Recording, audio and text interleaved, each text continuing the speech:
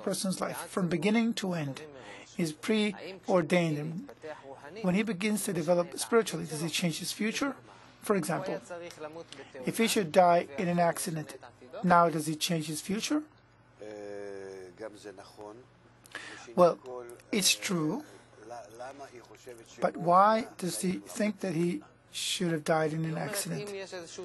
She's saying, forget about the accident. Let's say there's a pre-written scenario. There is a scenario. If I develop spiritually, do I change things in that scenario? Right, of course you change. Oh, I update my life scenario? Yes, because the script says everything that you should do according to in its time, not according to I will hasten it. Why don't you explain these terms? There's a way that we advance not through Kabbalah, and in that we don't manage our lives, but we are governed from above. Then it follows the script, and then we don't know anything in life.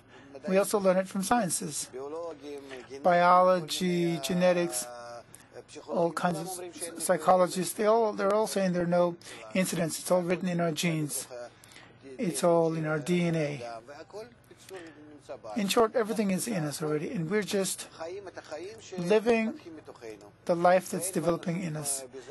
And we have no say in the matter. But if we use the light that reforms, when we transcend this life through the light that affects us through the study of the wisdom of Kabbalah, then we come out to a different realm of life. Not on the corporal level, but on the spiritual level too. And from here we can, and then we change, because we come closer to the lights that govern us.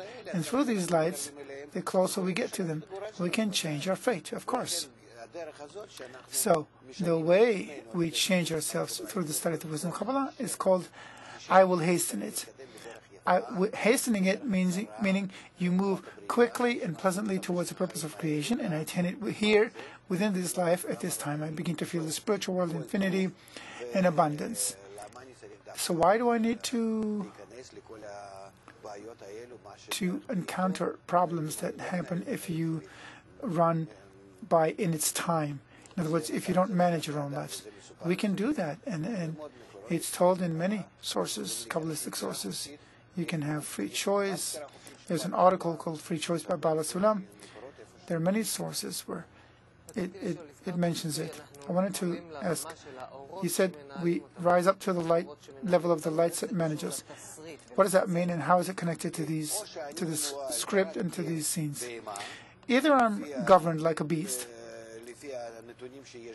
according to the elements I have in me from birth, the genes, and then I develop like any beast. And then it runs by the scenario. Let's talk about the scenario. Yes, and then it runs by the scenario only. And if I develop my soul, I add another element into me which didn't exist previously. It was hidden. Now I begin to develop in me another special force, a spiritual force called the soul. And that force, which begins to live in me along with my body, in parallel to the body, begins to change my body. The scenario of the body? Yes, of course. And then everything that happens to me in life changes, and everything that I should experience in life, good or bad, it all changes. So I write my own scenario, so to speak.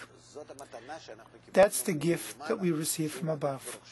If we acquire the force of the Torah, that's what it's called, the force of the light, then we ourselves become like the Creator, our own creators, governing our own lives.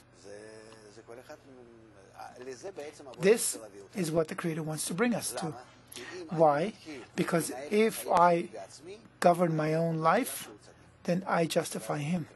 And then I too am righteous in everything I do. It's what everyone should come to, and let's hope that the frustrations and the troubles that we are now experiencing in life, the helplessness and the crisis, will bring us to the willingness to take the reins into our own hands and manage our lives.